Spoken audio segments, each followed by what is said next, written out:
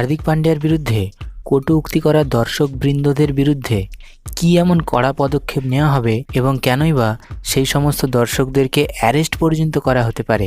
ঘটনাটি হলো, বিগত কয়েকদিন যাবৎ হার্দিক পান্ডিয়া এবং রোহিত শর্মা দুজনেই একই টিমের প্লেয়ার হলেও দর্শকদের দিক থেকে দুজনের যেন দুটো আলাদা দল তৈরি হয়ে গিয়েছে। এমনিতেই রোহিত শর্মার বিরুদ্ধে মুম্বাই ইন্ডিয়ান্সের ক্যাপ্টেন হার্দিক পান্ডিয়াকে করার কারণে মুম্বাই ইন্ডিয়ান্সের সমস্ত ফ্যানেরা সাপোর্টাররা অলরেডি ক্রোধিত হয়েছিল।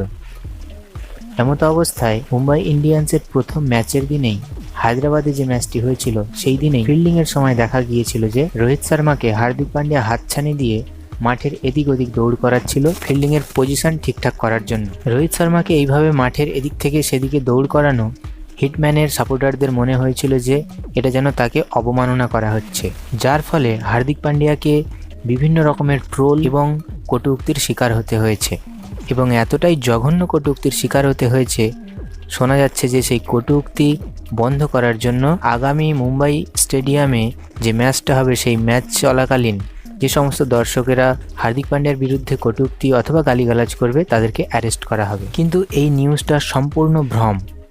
মুম্বাই ক্রিকেট অ্যাসোসিয়েশন সোজাসাপটা জানিয়ে দিয়েছে যে এই নিউজটা একেবারেই সত্যতার মধ্যে নেই, এটা সম্পূর্ণ অপবাদ। কোনো রকমের কোনো কড়া পদক্ষেপ অথবা অ্যারেস্ট করার কোনো প্ল্যান বা সেরকম কোনো সিস্টেম নেই। দর্শকবৃন্দরা কাকে সাপোর্ট করবে এবং কাকে করবে না সেটা সম্পূর্ণ তাদের ব্যক্তিগত চয়েস।